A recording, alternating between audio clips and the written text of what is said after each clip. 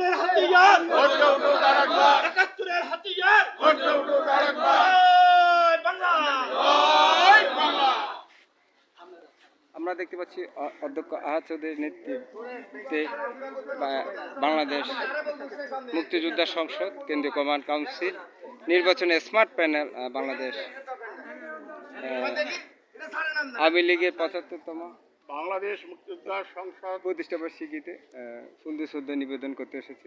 Smart প্যানেলে আমাদের আহাদ চৌধুরীর নেতৃত্বে সাথে আছে অধ্যক্ষ আব্দুল আহাদ চৌধুরী শফিকুল বাহার মজুমদারের নেতৃত্বে বাংলাদেশ আওয়ামী লীগের ৭৫তম প্রতিষ্ঠা বার্ষিকীতে জাতির জনক বঙ্গবন্ধু শেখ মুজিবুর রহমানের প্রতি শ্রদ্ধা জানিয়ে ফুলের শুভেচ্ছা জানাচ্ছেন বাংলাদেশের সর্বত্র এলাকা থেকে বীর মুক্তিযোদ্ধারা এখানে উপস্থিত হয়েছেন।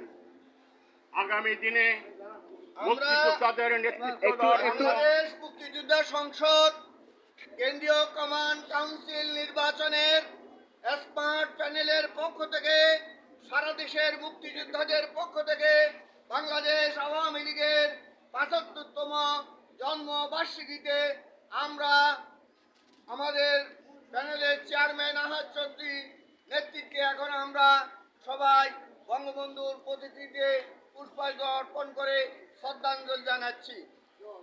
জয় বাংলা। জয় বাংলা। একাত্তরের হাতিয়ার গর্জে উঠুক আরেকবার, একাত্তরের হাতিয়ার গর্জে উঠুক আরেকবার। জয় বাংলা। জয় বাংলা।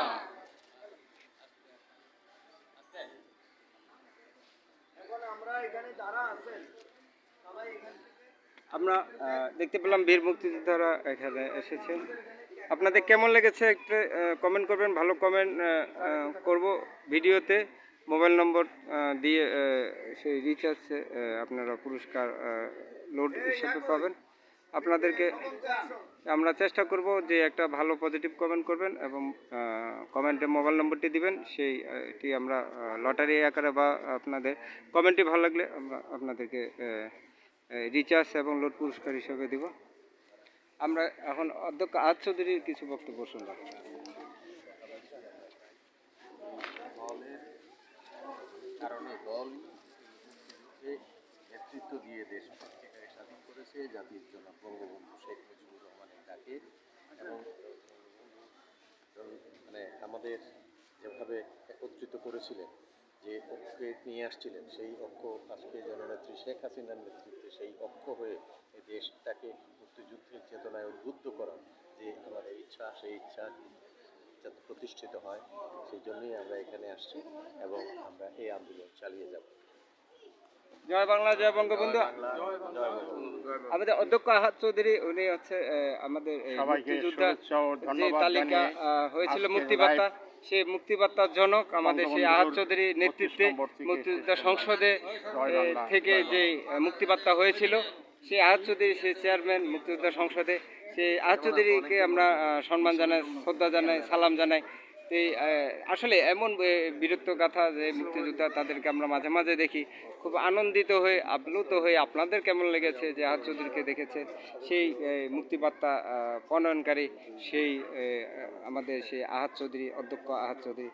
আসলে তার যে বলিষ্ঠ ভূমিকা, যে মুক্তিযোদ্ধাদের কে তৃণমূল থেকে বের করে আনা, যে আমরা তখন লাল মুক্তিবার্তা এবং সবুজ মুক্তিবার্তা, যেটা সাদা মুক্তিবার্তা, মানে খসড়া মুক্তিবার্তা হিসেবে অনেকে বলে, যে এই যে মুক্তিবার্তার জন্য সবাইকে মানে সংগ্রহ করা, তাদেরকে নিয়ে কাজ করা, তো এটা আসলে অনেকে এসেছিল মুক্তিযুদ্ধ সংসদের চেয়ারম্যান হিসেবে, তারা পারেনি, কিন্তু সে আমাদের আহাদ চৌধুরী তিনি পেরেছেন।